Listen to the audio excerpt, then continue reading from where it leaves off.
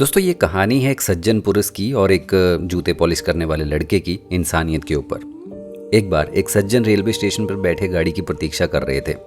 तभी जूते पॉलिश करने वाला एक लड़का आकर बोलता है कि साहब क्या आपके बूट में पॉलिश कर दूं?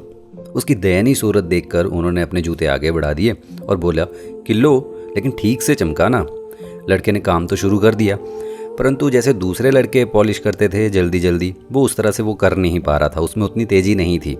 वे बोले यार कैसे ढीले आदमी हो तुम, जल्दी जल्दी आज चलाओ। वो लड़का मौन रहा, चुपचाप जो है वो काम करता रहा।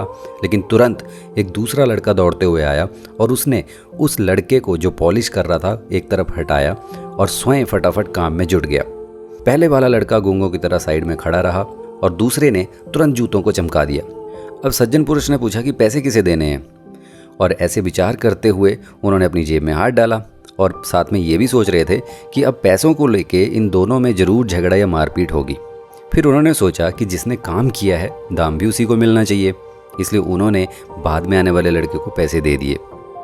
उसने पैसे तो ले लिए, लेकिन तुरंत वो पैसे दूसरे लड़के की हथेली पर रख दिए और बड़े प्यार से उसकी पीठ थपथपाई और वहाँ से चल दिया। अब सज्जन पुरुष ये देखकर बड़े हैरान थे। उन्होंने तुरंत लड़के को वापस बुलाया और पूछा कि ये क्या चक्कर है, मैंने पैसे तो आपको दिए लेकिन आपने उस लड़के को पैसे दे दिए।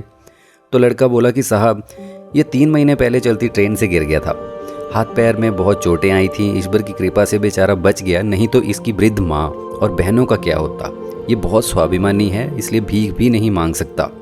फिर थोड़ा रुक के वह फिर से बोलता है, साहब यहाँ जूते पॉलिश करने वालों का हमारा समूह है और उसमें देवता जैसे हम सबके प्यारे चाची जी हैं, जिसको सब सत्संगी चाची जी कहकर पुकारते हैं। वे सब सत्संग में जाते हैं और हमें भी सत्संग की बातें सुनाते रहते हैं।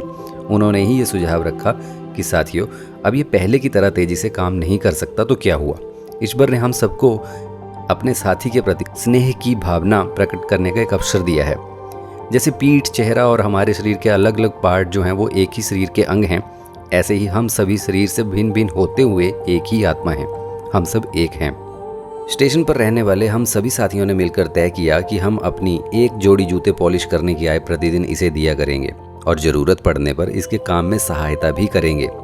जूते पॉलिश करने वालों के दल में आपसी प्रेम देखते हुए सज्जन जो थे वो चकित रह गए और खुशी से उन्होंने उस लड़के की पीठ थपथपाई और सोचने लगे कि शायद इंसानियत अभी भी जिंदा है।